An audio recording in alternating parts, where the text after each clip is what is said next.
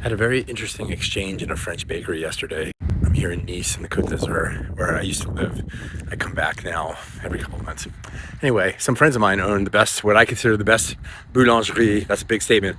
Best boulangerie in Nice. I highly recommend you go there. Pain au chocolat. I'm sidetracking right now because food's important. Anyway, pain au chocolat and the baguette. It's called Maison. It's on Rue de France. Maison B. Baker, or Les Petits Pains de la Méditerranée. It's owned by a wonderful husband and wife, Tariq and Moan. Sweet, wonderful people. Anyway, talking to Moan about various things, and she was asking about how my daughter did when she was in French public school here. And I said, well, it was difficult. And she's like, yeah, I wanted to just tell you about like what French school is like. And I'm like, oh, I know a little bit, but she's like, let me tell you like this experience. And so she really was talking about racism. And I'm not here disparaging this area in any way, because we have more than our fair share of problems like racism in the United States. I mean, it's global, it's everywhere.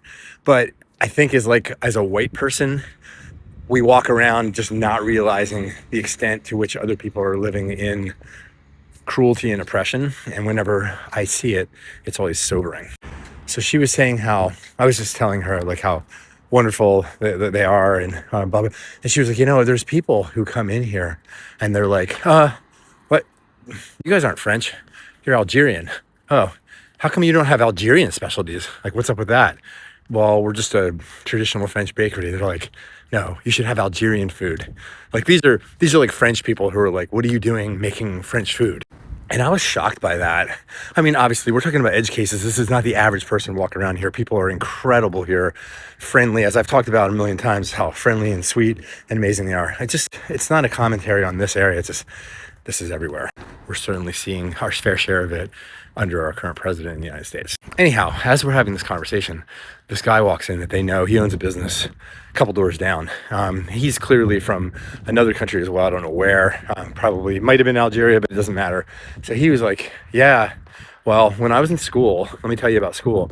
He said, when I was in school, I was eager to learn French. I was fairly smart and capable, but I was a hard worker. But the teacher said to me, there was a bunch of boys, they were all French. And he said, the teacher said to me, tu ne vas pas réussir ici. You should quit. You're not successful. You should quit. And he was like, what? He was like, I'm eager. I want to learn hard. He wasn't like a class clown or a whatever, troublemaker or anything. He was sincerely eager to learn. And they just that teacher tried to discourage him so badly. He just said, you're never going to succeed here. So his parents took him to a different school where he found a great teacher.